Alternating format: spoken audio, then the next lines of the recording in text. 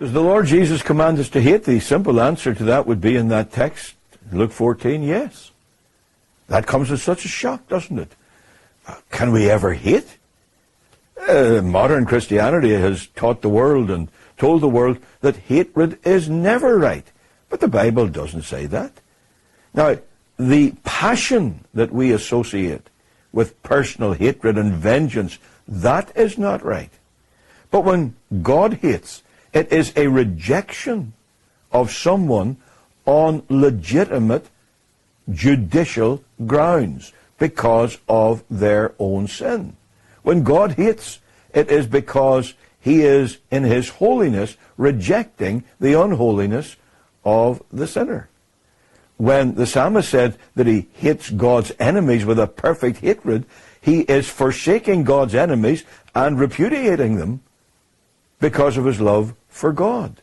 When Jesus said, if you don't hate your father and your mother, for his sake you can't be his disciple, he's saying if the occasion arises that you've got to choose between Christ and your father or mother, then if you're going to be his disciple, you've got to choose Christ.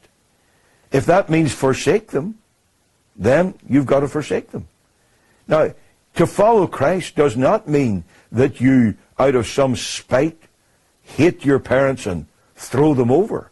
But it does mean that if your parents demand it's either Christ or us, that your decision will be for Christ. This is the context. The Lord Jesus in Luke 14, in setting the conditions of discipleship, is talking about forsaking one thing to follow him, forsaking another thing to follow him. And it's in that context that he speaks of hating father and mother. It is losing them to gain Christ. Now, wise parents will certainly not put their children in that position. But I know and have known through my life of various cases where people have been put in that position, where parents have actually said, you become a Christian and you'll be out of this house. I know of one case where a young man found all his belongings on the doorstep when he arrived home. He was repudiated by his parents. The choice was up to him. If you have Christ, you're not going to have your parents. In that situation, Jesus says, if you're going to be my disciple, you choose me above everybody else. That's the force of Christ's command.